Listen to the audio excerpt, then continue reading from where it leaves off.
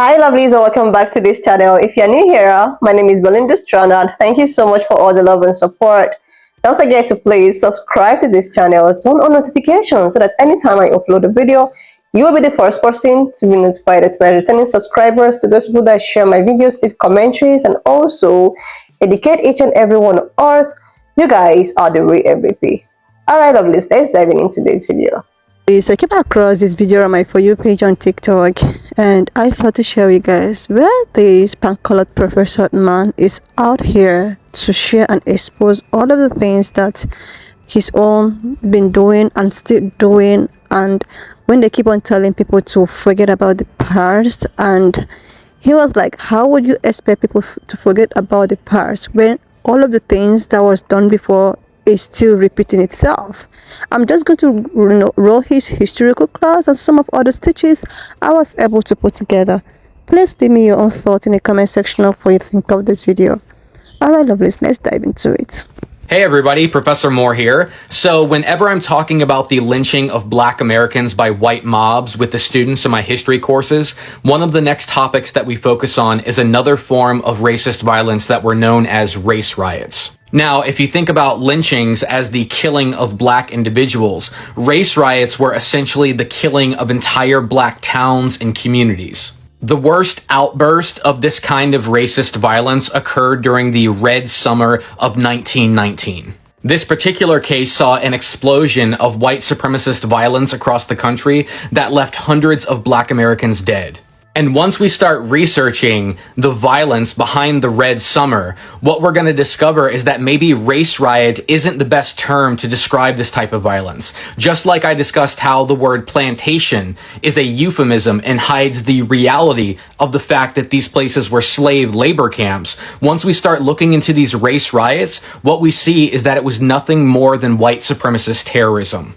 The historical context to the Red Summer of 1919 is the Great Migration. Starting in the early 1900s, millions of Black Americans began leaving the South and heading north, trying to escape Jim Crow discrimination, racial violence, and also looking for better jobs in northern factories. Now, these people thought that they were escaping racism and violence. However, if you look at this map of where all of the race riots during the Red Summer of 1919 occurred, you can see that it's happening in all of these northern cities where Black Americans had recently moved to.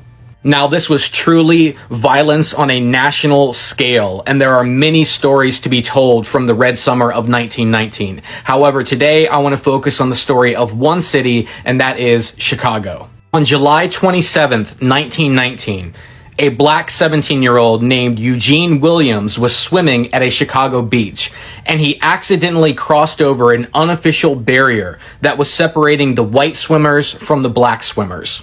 When Eugene crossed over this unofficial racial barrier, some white men on the beach began picking up rocks and throwing them at him. They hit Eugene in the head, he drowned, and died right there on the beach.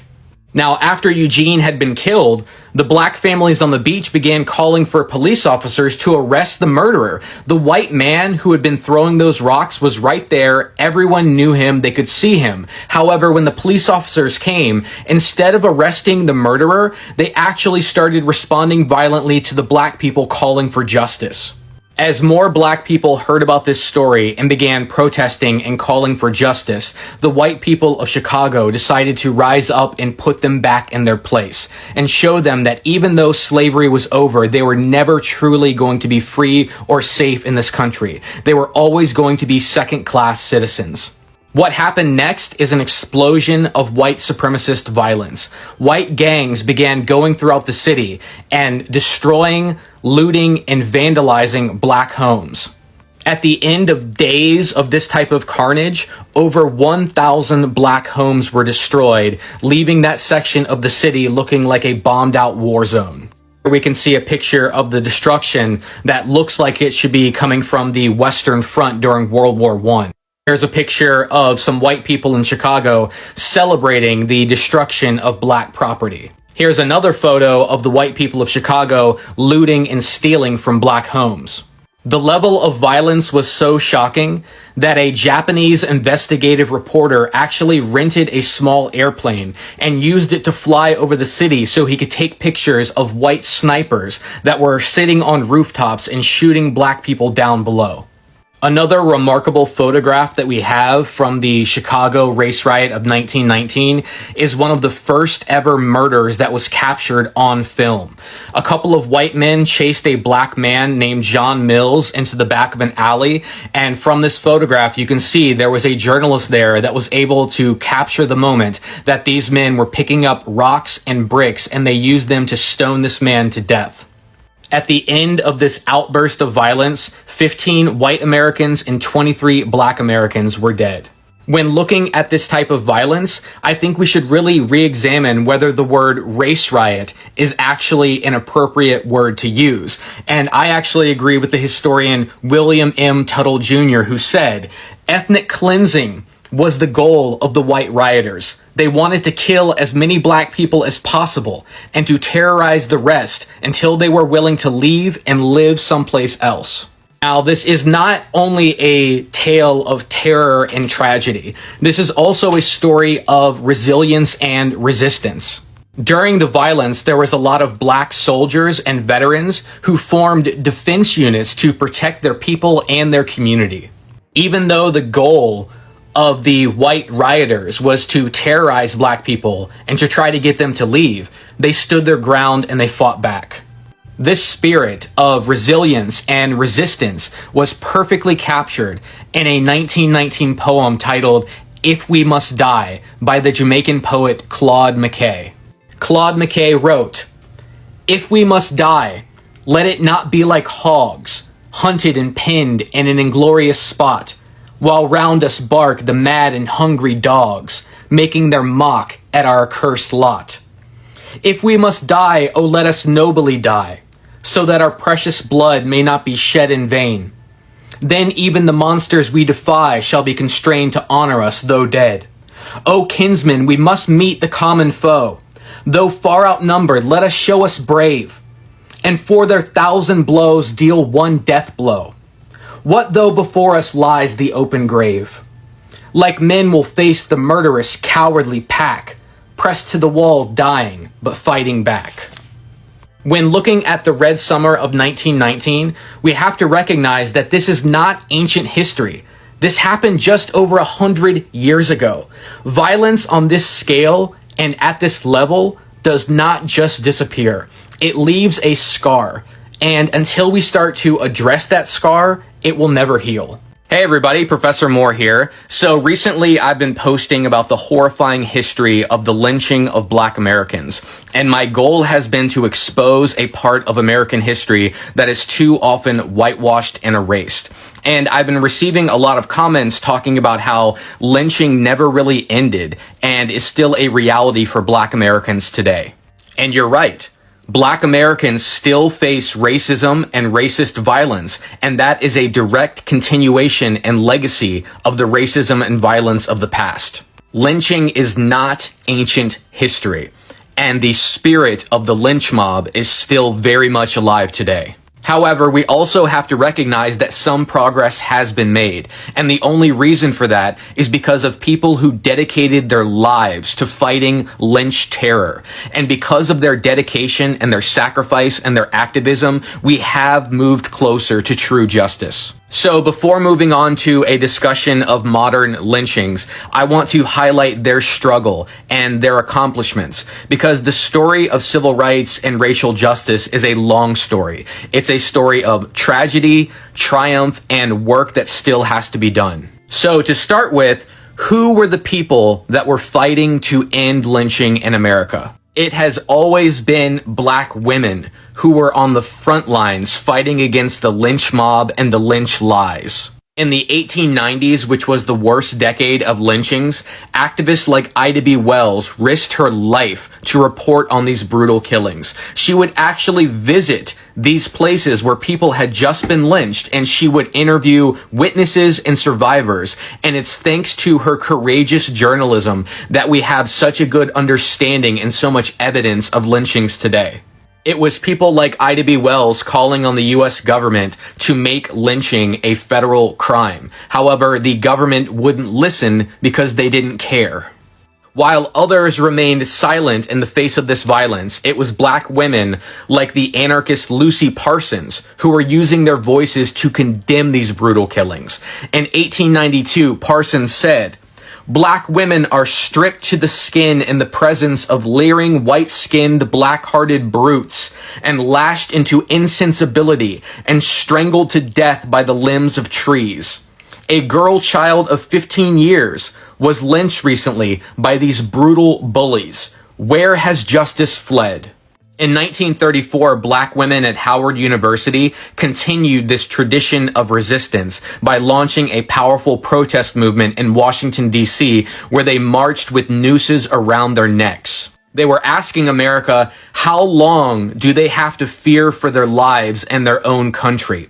How long do they have to fear violence from their fellow Americans? The NAACP was also at the forefront of this anti-lynching effort, and it's thanks to activists like Walter White that we have so much good data and statistics on lynching. The NAACP was constantly drawing attention to lynch violence across the country and publishing stories and data in their official magazine, The Crisis. However, you might be surprised to learn that some of the staunchest anti-lynching advocates were on the radical left.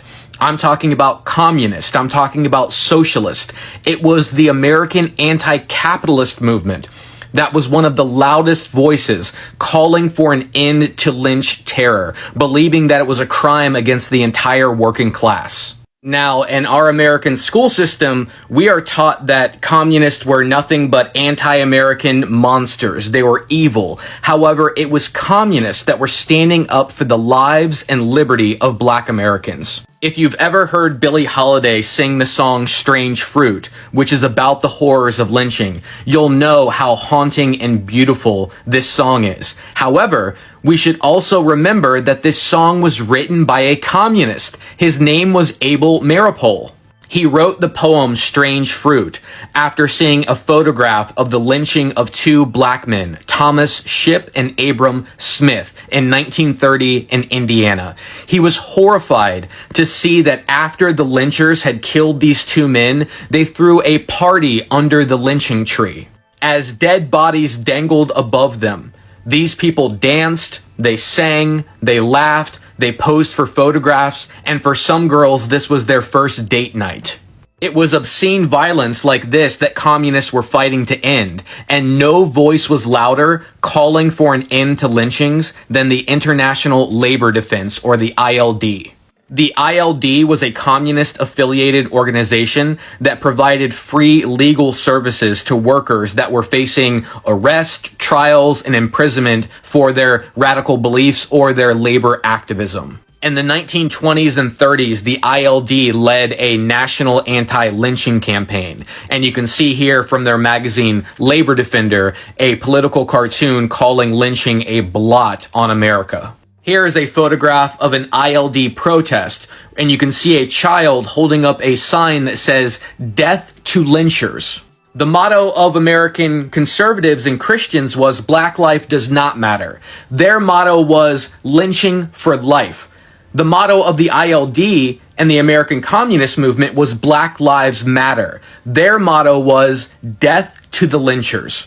So the question becomes, when did lynchers start to be punished? When were the lynchers charged with a crime and imprisoned or even put to death? When did black life start to matter? It wasn't until 1981 when we finally see a push to punish the lynchers. The killing of Michael Donald in 1981 has often been called the last lynching in America because of what happened to the lynchers. So in 1981, former KKK leader Benny Jack Hayes and other Klansmen kidnapped Michael Donald. They tortured him, they slit his throat, and they hung him from a tree in his neighborhood. Now, what happened after the killing was a complete break with the past.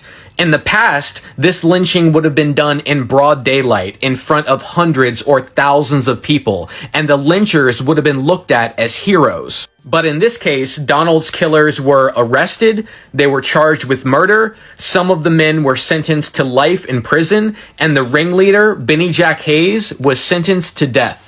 In 1997, Hayes was put to death in the electric chair.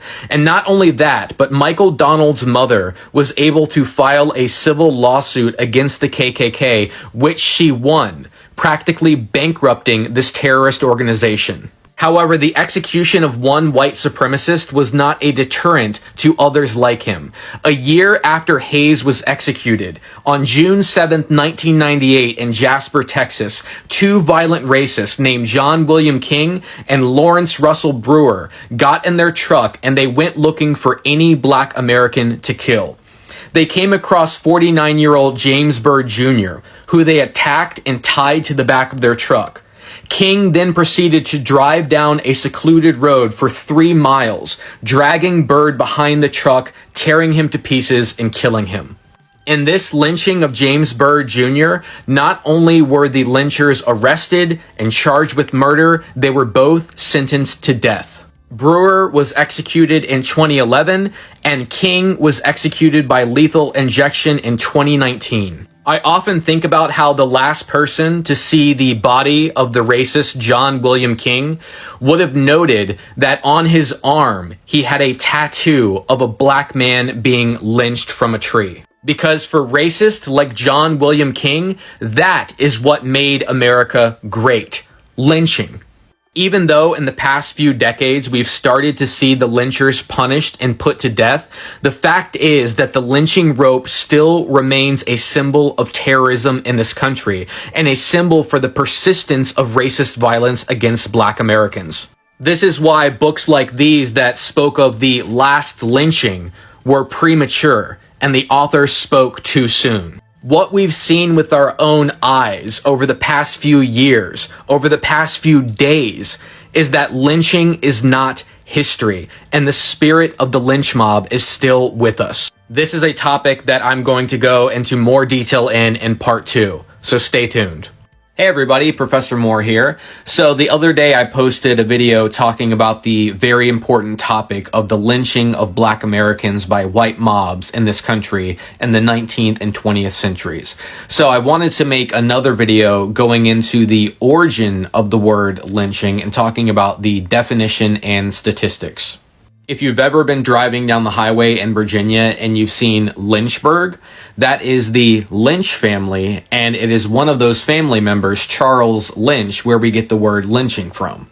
Charles Lynch was a slave owner in Virginia, and during the American Revolution, he created his own local militia. And what they would do is they would go out and look for British loyalists or Tories that were still loyal to the British king, and they would attack, assault, and punish these individuals, most often by tying them to a tree and having them whipped. So this was basically mob violence. There was no jury, no judge, no trial, no law. This was just Charles Lynch and his gang going out and finding these loyalists and violently assaulting them, sometimes even hanging them. So word started to spread about Charles Lynch and his method of treating loyalists, and people started saying things like lynch law and calling him Judge Lynch. So the word lynching did not originally begin as a term to describe racist violence. It began in the context of the American Revolution. Now, fast forward to the 1800s. When slavery ended in the 1860s, white Americans started terrorizing and murdering black Americans to show them that even though they were no longer enslaved, they would never really be true Americans. They could never feel safe and comfortable in this country. And as these illegal mob killings of black Americans spread, people started resurrecting that word lynch law and Judge Lynch, and eventually that got shortened to lynchings. So when we use this word lynching, what we are describing is racial terrorism. And if we look at the statistics, that is exactly what we see. From 1865 to 1965, 6,500 to 10,000 black Americans were lynched. And even though other racial groups were targeted and killed, such as Native Americans, Hispanic Americans, Italian immigrants, Chinese immigrants, even though these individuals were also lynched, if we look at the numbers, 72% of all recorded lynchings were black Americans, even though they only represented 12% of the US population. So this was racial terrorism targeted against black Americans. 72% of all lynchings were targeted at the black community. In places like Georgia, 95% of all recorded lynchings were against black Americans. These numbers are really important, and it's important to be accurate when we're talking about lynching, because we can still see people making a false both sides equivalency. For example, in 2019, Republican Colorado State Representative Lori Sain made this incorrect statement. She said, "We have come a long way since the Reconstruction days, since whites and blacks alike were in nearly equal numbers lynched for the crime of being Republican." That is absolutely incorrect. White Americans and black Americans were in no way, shape, or form lynched at equal levels. Lynching was racial terrorism directed against the black community by white Americans. So this word is very specific, and it's important to have an accurate understanding of what it means. It's also important to recognize that lynching was a constant feature across American history for over 100 years. From 1883 to 1922, there were no less than 50 lynchings of black Americans every year. In the 1890s, every single year of that decade, there was over 100 lynchings of black Americans, with the worst year being 1892 that saw 161 killings. It took until 1936 for the lynching of black Americans to get under 10 a year. And this is probably the most important piece of data connected to lynchings. 99% of the lynchers were never charged with a crime. So this was killing without consequence. This was American terrorism. This is why it infuriates me when I hear the word lynching being used in a metaphorical context or an analogy. People talking about political lynchings, such as Donald Trump comparing his impeachment to a lynching. And Joe Biden has done the same thing. He's also used words like political lynching. As we've seen, lynching is a word with a very specific meaning. It is racial terrorism that was directed against the black community by white Americans. And it's something that is not talked about enough, and we need to talk about more. Like, seriously, lovely, is the fact that, these pan-colored people try as much as they can to remove history from schools. Like, they try to make it possible that history are not being taught in school. Like the real history, the truth, not the one that is being fabricated, not the one that is being, changed and all of that. Like the real thing that happened. They try as much as they can to remove any form of, book or anything that you can find your hands to, to actually get to know what really happened in the past. And the thing is that they do this trying to make people feel that the reason why they did so is for their own, not to feel some type of way, like not to actually make some people, which happens to be their own, to feel uncomfortable. Like they talked about how it's going to actually make their offspring to feel bad. They don't want to destroy them psychologically and all of that. But I see that they are actually doing this not because of the reasons that they gave. They are doing this. They actually hid historical thing to be not to be taught in school because they want to continue doing it. They want to continue doing it. So that even if they keep on doing it, nobody can reflect back that, oh, this was a horrible thing that happened in the past. This is the reason why they just want to remove it from school, because they have an intention of doing it. So even if the offspring, which they feel that they want to actually protect from knowing this historical fact, or because they don't want to get their feelings hurt, even if they get to see something like this that is happening, which probably happened before, they will see it as something new, as something that's not really happened, or as something that is normal. And from there, they can just continue doing whatever they feel that is right. They hate historical stuff not to be taught in school because they have an intention to keep on doing it. Like in 2024, we are still dealing with history. We are still dealing with history. Like, there's a say that says that, we are not free, except everyone is free. We are still dealing with history. It keeps on repeating itself, like, for how long? And when you're and you want to complain, you want to give your own opinion, a lot of majority of Pankala people tend to oh my god, can we just all move on? Like, as if people do not want to move on.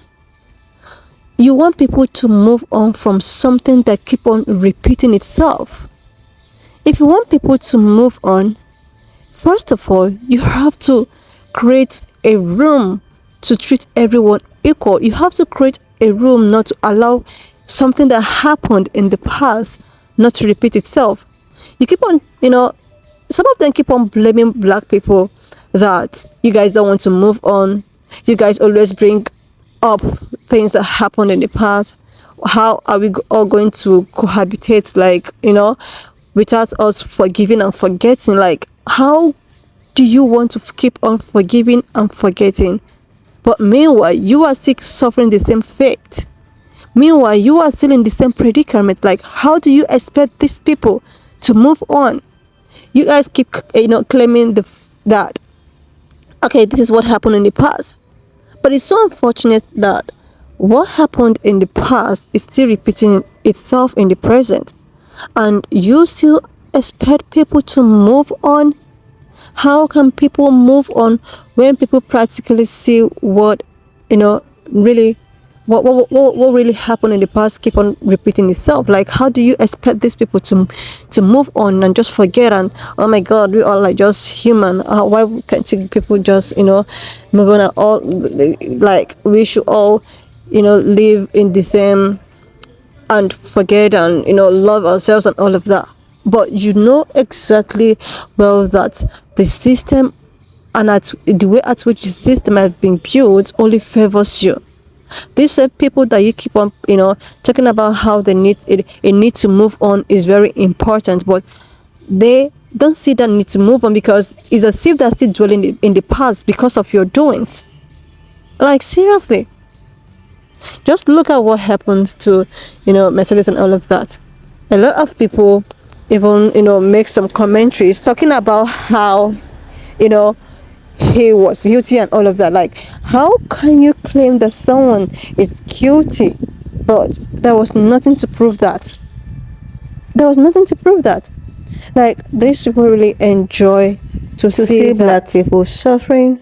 They enjoy to see them begging. They enjoy to see them being oppressed, and there is absolutely nothing anyone is doing to change this. Like, it's so heartbreaking that even in 2024, things that really happened historically is still repeating itself.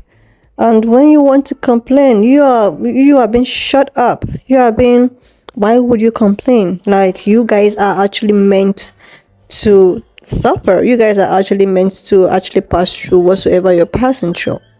Like, seriously, when I came across this video, I was like, if he can actually go as far as revealing all of this, it means that It actually means that a lot of them know the historical fact, but it's just that they have chose not to, talk about it. They have they have actually done everything in their power to remove it from school. But the bad thing about all of this is that a lot of people are finding it out in their own personal space. Thank God for TikTok. There are a lot of revelations there. There are a lot of historical, that you can just get yourself, or get your hands on, you know.